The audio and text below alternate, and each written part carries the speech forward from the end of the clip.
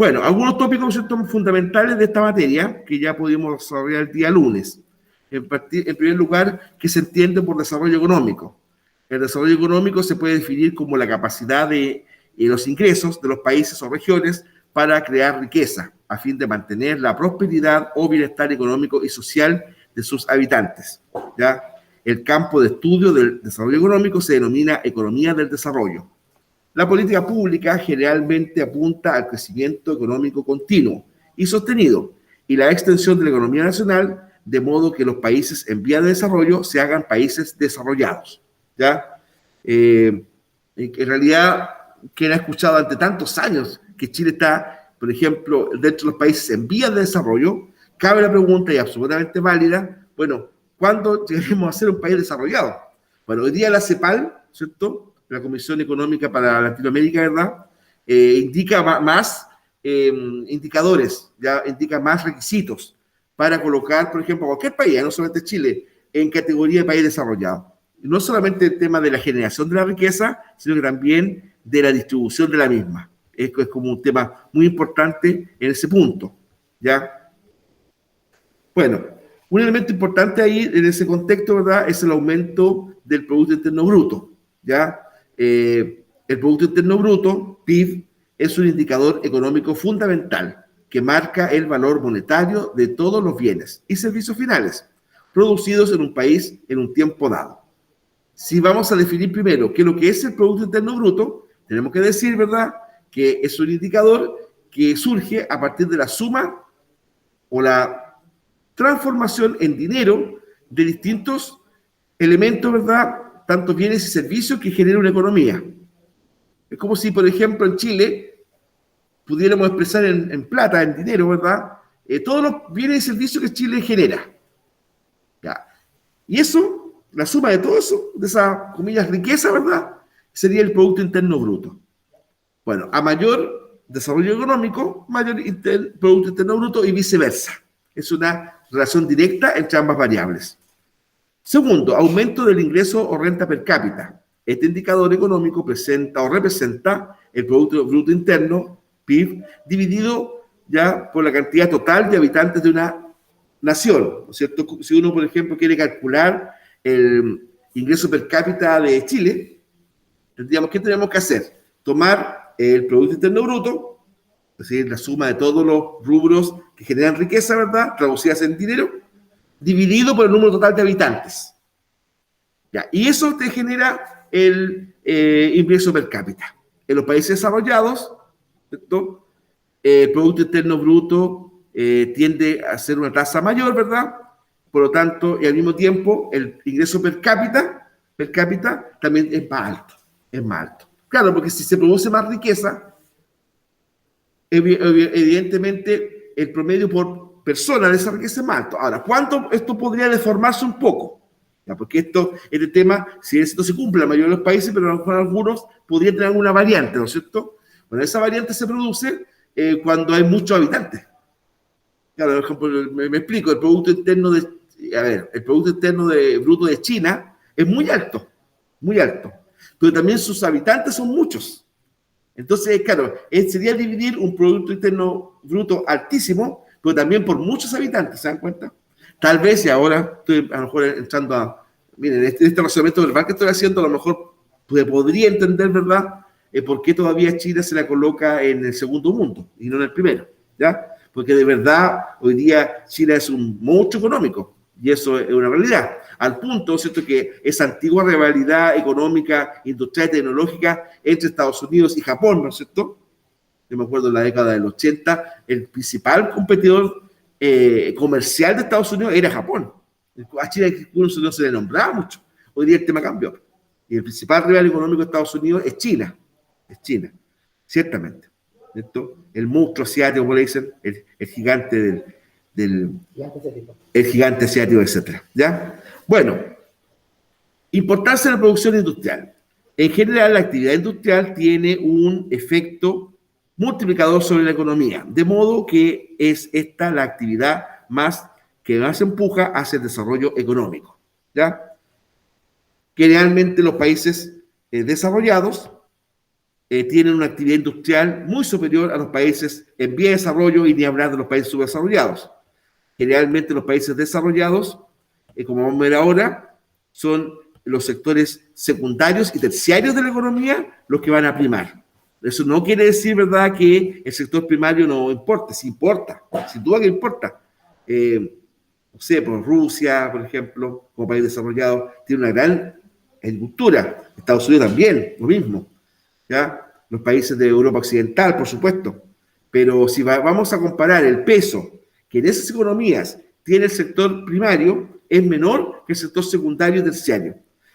Ya, ustedes se acuerdan lo que era cada uno de esos sectores, ¿no es cierto? El sector primario relativo a materias primas, actividades extractivas, agricultura, ganadería, silvicultura, minería, pesca, etc. Ligadas a la naturaleza.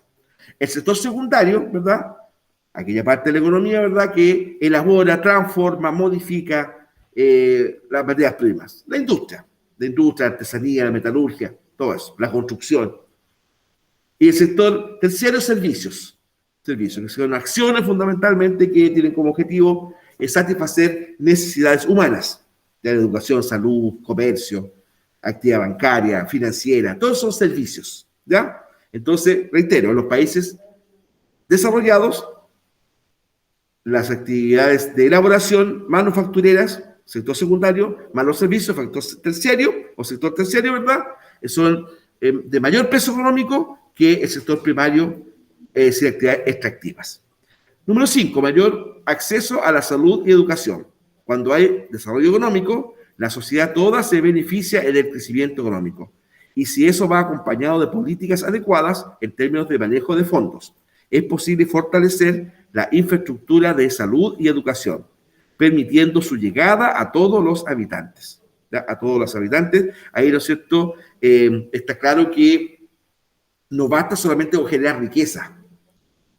Es importante, por supuesto que es importante, obviamente, ¿verdad? Pero también, ¿no es verdad?,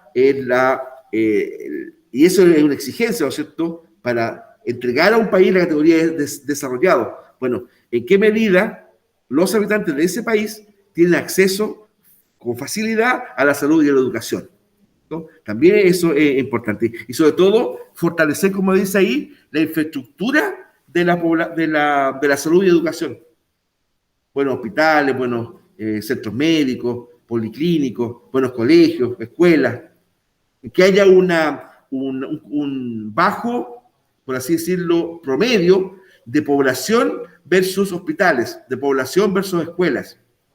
Porque si, por ejemplo, hay muy pocos hospitales versus miles de habitantes, entonces está claro que la infraestructura es mala. ¿Se dan cuenta?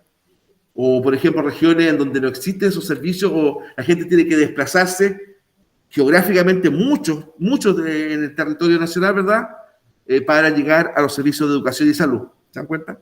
Entonces, también eso es un factor a considerar. Los países desarrollados tienen un acceso mayoritario de la población a la salud y a la educación. Después cambia la estructura social. En la economía desarrollada se produce un crecimiento de la clase media, en la que están insertos la mayoría de los sujetos que sostienen el sistema económico productivo, ¿cierto?, basado en el consumo permanente de bienes y servicios, muchas veces mediante mecanismos de crédito, ¿ya? En los países desarrollados, ¿verdad?, la clase media es numerosa, es bastante pujante, tiene acceso a un buen estándar de vida, pero también, incluso en los países desarrollados, ¿verdad?, se produce el fenómeno, ¿verdad?, a lo mejor no tan positivo, de una clase media que accede a esos beneficios que acabo de decir mediante deuda, mediante crédito. O sea, ahí es donde viene un paulatino o a lo mejor moderado en algunos casos o grave en otros, ¿cierto?, del empobrecimiento de la clase media, ¿ya? Que eso es una realidad y, ojo, no solamente afecta a países en vía de desarrollo como Chile, también en países, realmente, el sobreendeudamiento, por ejemplo, del pueblo inglés, del pueblo francés, del pueblo estadounidense, es alto, no crean, es bastante alto. Entonces también es un tema a considerar. Pero la clase media en los países desarrollados tiende a ser grande, tiende a ser, ¿no es cierto?, bastante importante. Bueno, también cambios tecnológicos de los procesos productivos. El desarrollo económico exige inversión en investigación y desarrollo, ¿ya? Las empresas están interesadas en maximizar la eficiencia de sus procesos de producción a fin de abaratar los costos unitarios. Las mejoras tecnológicas son incorporadas con rapidez, ya que hay expectativa de recuperar la inversión a mediano plazo. ¿No es cierto? Eso también es bueno establecerlo. Claro, porque se entiende que si se invierte en tecnología, esta tecnología aplicada a la producción precisamente va a mejorar la producción. Por lo tanto, la inversión se va a recuperar. Se va a recuperar, como dice ahí, a mediano plazo. Entonces, de esa conciencia que tiene tal vez el empresariado o el Estado de los países desarrollados, ¿verdad? Evidentemente hay una gran ventaja en relación a los países subdesarrollados que ven muchas veces en esa inversión como un gasto, incluso hasta a veces hasta inútil, en circunstancias que hoy día ningún productor, ningún exportador, ningún emprendedor puede desconocer la importancia del mundo digital, por ejemplo. ¿Ya? Incluso la digitalización de la banca. ¿Verdad? Emprendedores o emprendedoras, ¿verdad?, que a partir, ¿no es cierto?, de distintas plataformas digitales tienen acceso a créditos de emprendedores, ¿no es cierto? Estoy pensando en créditos Corfo, estoy pensando en el Banco Estado, ¿cierto? Claro, sin duda hay ciertas desventajas o a veces complicaciones. Las personas tienen que capacitarse igual en eso. No es llegar, por ejemplo, y pedir préstamos en línea. No, tiene que tener, ¿no es cierto?, tu cierto manejo, obviamente, para no cometer errores. Evidentemente que así. Porque una ventaja larga lo es. Lo es, por supuesto. ¿Verdad? Hay que hacerlo todo físico. Bueno, ¿qué se entiende por subdesarrollo económico? Definición. Subdesarrollo es un concepto que se emplea para nombrar a la situación o al estado de una nación que no dispone de un nivel de desarrollo socioeconómico considerado adecuado. En otras palabras, el subdesarrollo señala que el desarrollo de un país se encuentra por debajo de un cierto nivel. Por lo tanto, no garantiza el bienestar de la población. ¿Ya? Es claro, el subdesarrollo, ¿verdad?, es eso. Un estado de estancamiento, de retroceso económico, en donde, por las características que vamos a hablar, las personas, como ahí dice, no se les garantiza su bienestar. Al contrario, están en riesgo. Entre toda índole. Características entonces del desarrollo económico o de aquellas economías que son catalogadas como de desarrollo económico. Por ejemplo, número 1, países con economías precarias, ¿ya?, cuya capacidad productiva, servicios públicos deficientes, un alto índice de pobreza. ¿Ya? Claro, por ejemplo, cuando un país, ¿verdad?, tiene una economía que fundamentalmente tiene como objetivo la sobrevivencia, por ejemplo, evidentemente va a tener poca capacidad de emprendimiento. ¿Ya? Claro, tal vez ahí su objetivo no es ganar riqueza, sino que sobrevivir. Entonces, evidentemente, ahí muy precario. ¿Ya? Un alto índice de pobreza, gente que vive con lo mínimo. ¿Cierto? Servicios públicos deficientes o inexistentes, o de muy difícil acceso a dichos servicios. ¿Ya? Poca capacidad productiva, a lo mejor mala tecnificación de la actividad productiva, etcétera. Cuando, por ejemplo, toda la actividad productiva descansa en la fuerza física humana, por ejemplo, evidentemente estamos en presencia ahí de un factor de riesgo. ¿Ya? Claro, porque, por ejemplo, la actividad productiva, para ser competitiva, ¿verdad?, evidentemente no puede descansar solamente en la fuerza física humana. Por muchos motivos. Por ejemplo, ¿qué tal, por ejemplo, si en un momento dado faltan operarios, la mano de obra es escasa? O de repente también estas mismas economías dependen de muchos factores, por ejemplo, naturales, pensando en sequía, inundaciones, terremotos, climáticos, ¿se dan cuenta? Entonces, cuando eso ocurre, evidentemente la economía de ese país es muy, muy inestable. Basta, ¿verdad?, cualquier fenómeno atmosférico adverso para que la economía se vaya a pique. Entonces, es muy, muy complicado. Segundo, ya sus habitantes tienen serias dificultades e incluso imposibilidad de acceder a servicios y elementos que se consideran que son básicos a la hora de tener calidad de vida. ¿Ya? Esa posibilidad, ¿verdad?, que tiene o que debe tener cada persona de no solamente tener lo mínimo para vivir, sino que vivir con dignidad. ¿Qué se entiende vivir con dignidad? Porque es una frase que de repente se manosea un poco. ¿Ya? ¿Qué es vivir con dignidad? Bueno, que una persona humana, ¿verdad?, tenga todas las condiciones que le permita, ¿cierto?, proyectarse, educarse, disfrutar de su ingreso, un entorno adecuado, a una adecuada cantidad de metros cuadrados por persona, por ejemplo, un medio ambiente libre de contaminación, ¿ya? Oportunidades de mejoramiento en lo educacional. Entonces, el tema de la vida digna tiene varias aristas. Tiene varias aristas, no solamente con lo laboral. Por supuesto, lo laboral es importante, ¿verdad? Que cada persona sienta que lo que se le paga como sueldo, como salario, corresponde al esfuerzo vertido. Porque trabajar, ¿verdad?, de sol a sol por una miseria de sueldo, ¿verdad? Eso te va generando una sensación de disconformidad. ¿Ves? Entonces, por ahí va un poquito la tema. La vida con dignidad, ¿verdad? O vivir con dignidad, tiene varios componentes, entre ellos lo que acabamos de señalar. O también, por ejemplo, la libertad de opción. También es un requisito hoy día que prácticamente no se discute.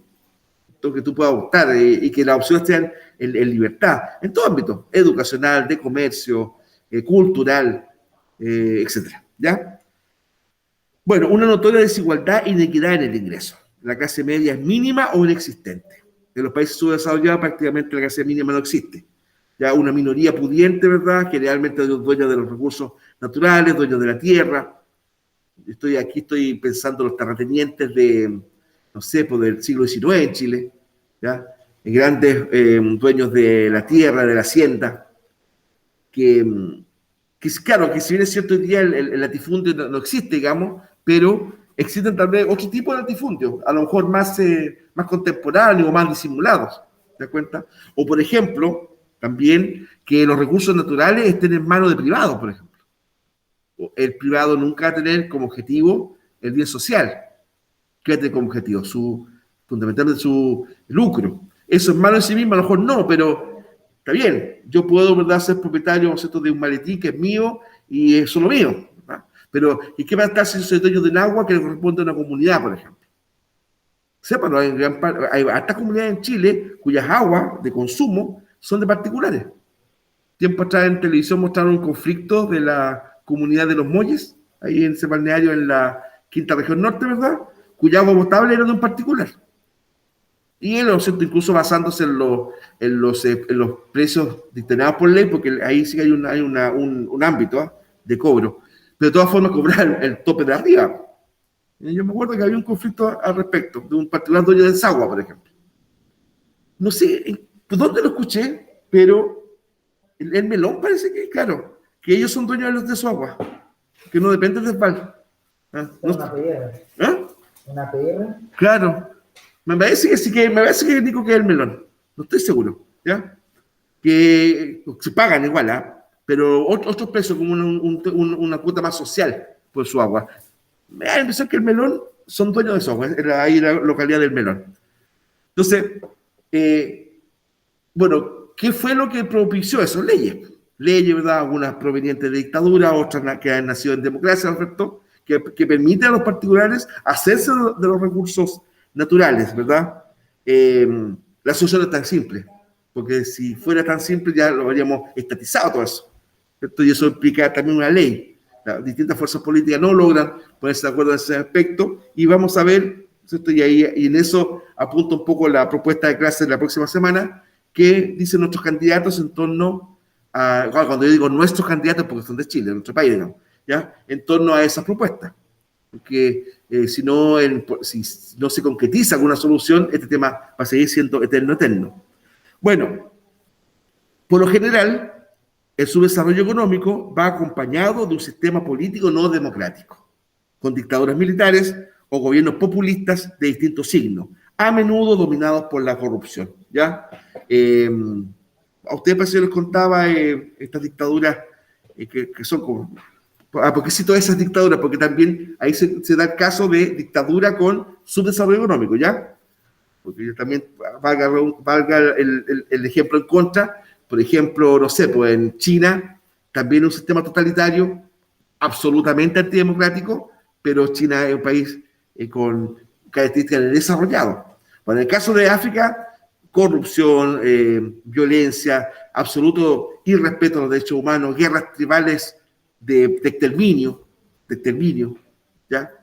Donde existe una lógica, ¿verdad?, de aniquilar al rival.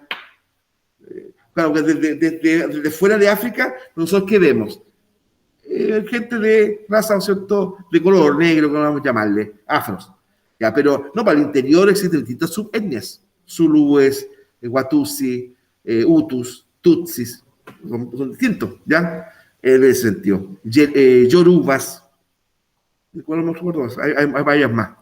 Bueno, entonces, existen esas guerras tribales en donde los derechos humanos no existen, o sea, ni siquiera lo han definido los derechos humanos. Bueno, países como Uganda, Kenia, Zaire, Congo y otros, Liberia, incluso Liberia sería una excepción ahí porque Liberia fue creada por esclavos liberados de Estados Unidos, pero también Liberia cayó en el continente africano en sendas dictaduras militares, corruptas, todas. ¿Ya? El caso, de ejemplo, de Muammar Gaddafi en Libia, ¿ya? Libia, ¿sí? Muammar Gaddafi, prácticamente una monarquía absoluta, ¿verdad? Pero bajo sello islámico, ¿no es cierto? Yasser el de Egipto, ¿verdad? Que se salvó del atentado contra Anwar Sadat. Bueno, este señor, ¿no es cierto?, estuvo mucho tiempo y después una dictadura que oscilaba como hacia una dictadura de tipo islámica, ¿ya? Pero después se vio claramente que era como una fachada de gobierno democrático. Esto era una dictadura corrupta que fue echada por el suelo bajo el proceso llamado de primavera árabe, ¿ya? Primavera árabe. ¿Cómo se llama este señor? Me olvidó. Ya, eso pasa por ser viejo ya. Bueno, en Egipto. Bueno, Idi Amin en Uganda, ¿ya? Él decía el otro día que se rumorea que él mismo practicaba el canibalismo. De eso estamos hablando, ¿eh? Entonces, en muchos países subdesarrollados no existe el sistema democrático como una tradición nacional, no existe. Está muy en pañales. Bueno, en la mayoría de los estados con economías subdesarrolladas hay graves violaciones a los derechos humanos que tienen absolutamente relación con lo anterior. Y estas 4 imágenes revelan claramente de que estamos hablando como proceso de desarrollo económico, ¿verdad? Ahí la primera, una república bananera, ¿verdad?, donde un dueño de estos recursos, ¿no es cierto?, está disfrutando de la vida, leyendo un buen libro tal vez, tomando un juguito, y esté bastante gordito, ¿ya? O sea, a ese hombre no le falta buena alimentación, pero ¿qué está representando ese dibujo? Esa prosperidad de ese señor, ¿verdad?, descansa con un pueblo ahí agobiado, ¿cierto? 3 señores de raza blanca, uno de ejemplo de raza negra, ¿verdad?, llevando o sosteniendo esta banana donde está el empresario o dueño del platanal o del latifundio. ¿Se dan cuenta? Su desarrollo económico. Una minoría pudiente y una mayoría vulnerable, con muy precarias, ¿verdad?, condiciones de vida. Ya hay al lado, ¿cierto?, una barriada. Aquí en Sudamérica tenemos distintos ejemplos de eso. Las villas miserias en Argentina, las favelas en Brasil, las poblaciones callampa en Chile, los campamentos, etcétera, ¿cierto? En donde familia, a veces en tomas, a veces, las menos veces legalmente, la mayoría en tomas, ha ido construyendo sus viviendas de material muy precario, es un sistema eléctrico absolutamente informal, lo cual es un peligro porque genera posibilidades de incendio. Lo mismo las condiciones, por ejemplo, el proceso de basura no es el más adecuado para mantener un lugar, un predio libre de incendios forestales. Cuando se produjo acá en Valparaíso estos incendios, estos mega incendios, ¿verdad?, estas cosas que ayudaron a eso, a que se propagara tan rápido el fuego, ¿verdad?, es justamente el basural, el mugrerío en las quebradas, ¿ya? Botellas, plástica, material combustible, entre otras cosas, ¿ya? Todo eso es propio del subdesarrollo. Entonces, mira, pero profe, usted delante no definió a Chile como país subdesarrollado. No, porque no es un país subdesarrollado, pero tiene algunos rasgos que de alguna forma no nos permiten sacudirnos la categoría de país subdesarrollado. Tal vez uno de ellos es este. Ya, pues miren, otro ejemplo, ya dejemos tranquilo a mi puerto querido, Valparaíso. Si uno viene del Tocar Sur hacia Quillota, en Chiquilpuebla y Alemana, cada vez más y más vivienda, evidentemente material precario, sentada en los cerros de Quilpué y Villa Alemana. Estoy viendo hacia el lado derecho del Tocar Sur, viniéndose hacia Quillota. Ya, y eso antes no existía. Era el cerro prácticamente vía silvestre. Entonces, cada vez uno dice, ¿cómo llegaron allá a construir? Sin duda, el camino, obviamente, tiene que haberlo, ¿verdad? Entonces, todo eso, ¿cierto? Evidentemente, por supuesto, la calidad de vida de sus habitantes, aunque ellos mismos voluntariamente muchas veces construyeron ahí, por supuesto que no es la mejor, ¿ya? Claro, llegan ahí esperando la regularización. ¿Ya? Y luego regularizan y quedan con un terreno más, o sea, luz, agua, ¿No? y un terreno grande por poco dinero. No pueden ver.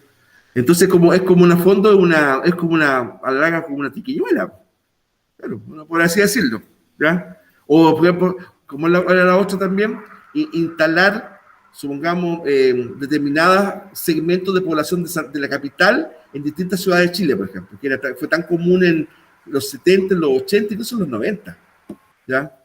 En distintas ciudades, por ejemplo, de provincia, se instalaban, ¿verdad?, grupos de las comunas externas de Santiago. Estoy pensando en Lampa, estoy pensando tal vez Renca, ¿ya?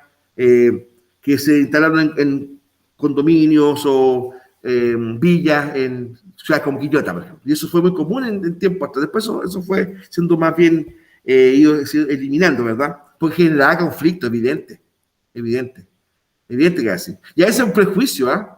Claro, porque un habitante, por ejemplo, de la comuna que estamos hablando, no porque viva ahí, por ejemplo, una persona de la Legua, por ejemplo, ya un señor de la Pintana, o no sé, pues a ver, la persona de la Bandera, de la Victoria, etcétera.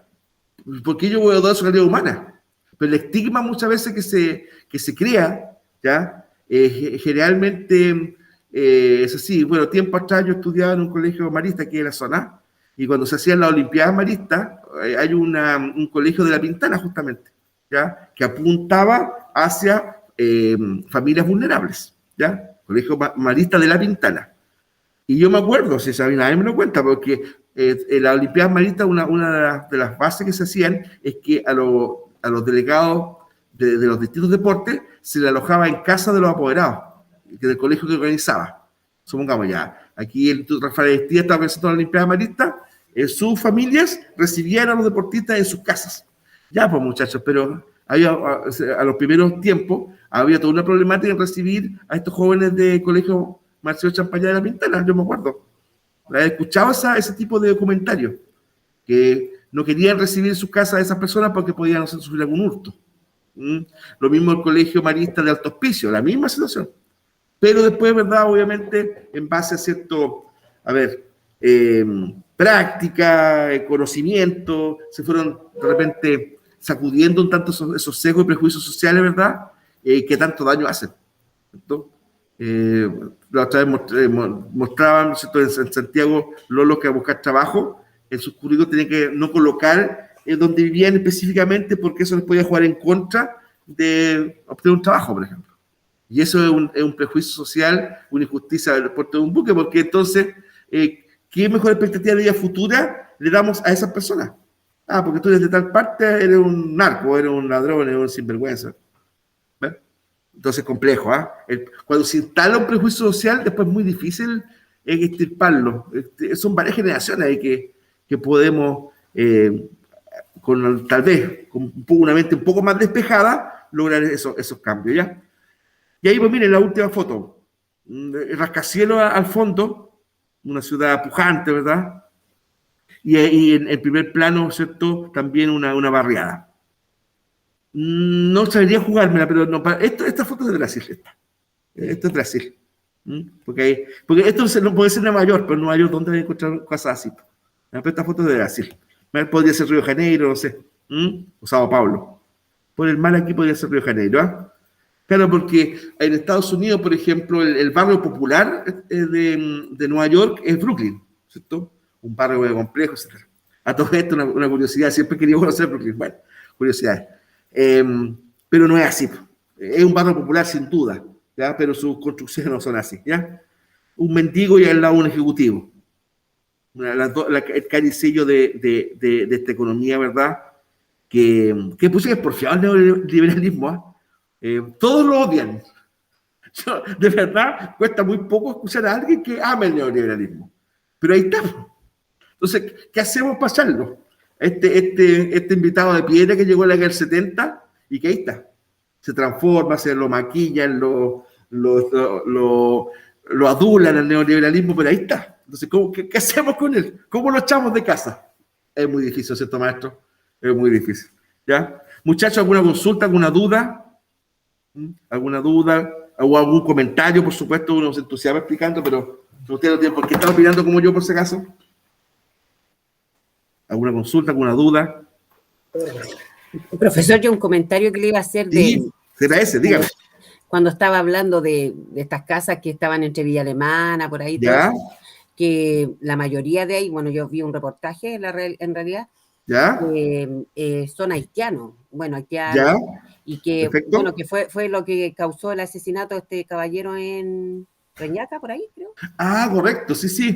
Ya, Sí, Rebeca, sí. habían unos tipos que venden los terrenos, se los vende esa gente, no sé, póngale 50 lucas y se van a vivir ahí, y la gente, bueno, sobre todo los extranjeros, piensan que de verdad van a ser dueños de ese terreno, que en realidad no es de ellos. Entonces, Ya. eso yo escuché como que la mayoría era extranjero y que se iban con esa ilusión de que de verdad el terreno es de ellos, pero hay gente que está lucrando con eso solamente. Y yo también he pasado por ahí, increíble cómo está lleno de casas. Cómo se ha llenado, ¿ah? Y un tiempo, ¿con quién habla, chaval? Iris. Iris, señora Iris. Y un tiempo breve. ¿Se acuerdan que eso era Cerro Pelado? Sí, sí. ¿Ah? Y Sí, porque tengo familia en Villa Alemana, entonces conozco harto. Entonces, por eso ese sector era, pero cerro. Ya. Como Entonces, teníamos aquí, es donde ahora tenemos palto. Ya. Entonces, usted me aporta que a muchos gente extranjera, comillas, les venden este terreno por unos pocos dinero bajo, ¿verdad? Pero la esperanza, o a lo mejor por el... creo que le piden por un terreno. Ya, fíjense. Sí, que le dan un tanto de terreno y ahí ellos empiezan a formar su casita y todo, pero creyendo que de verdad va a ser ese terrenito de ellos. Ya. Y uno sabe que el terreno más inhóspito hoy día se fue a las nubes, pues. Donde no puede estar cobrando. Claro, pero lamentablemente, y esto no lo digo con desprecio, sino con una realidad, a lo mejor por desconocimiento o por desesperación, a lo mejor esta persona ya sabe que pago, lo ve como una oportunidad, ¿no? ¿Verdad? Voy a tener que ser dueño de algo, digamos. Exactamente, sobre todo la gente que paga arriendo. Claro, exacto, de pagar arriendo del asunto. Sí. Hoy día el terreno más perdido por ahí, todos subieron los precios. Es muy caro ya. ¿Ya? Es increíble. Y la pandemia dice que también influyó en eso, fíjese. Por ejemplo, si ustedes se meten a la feria de las pulgas, ¿verdad? El precio de cualquier cosa hoy día está más caro, todo. ¿No? Desde un auto de segunda mano hasta un... No hablemos de predios, sí, o de casas, ¿no? Sí, todo se fue, pero se disparó. Es una realidad, hay mucha especulación. Gracias, Iris, por su testimonio, pues. Porque así es importante escuchamos otras opiniones. ¿Alguna otra opinión, verdad, o comentario de estos u otros temas?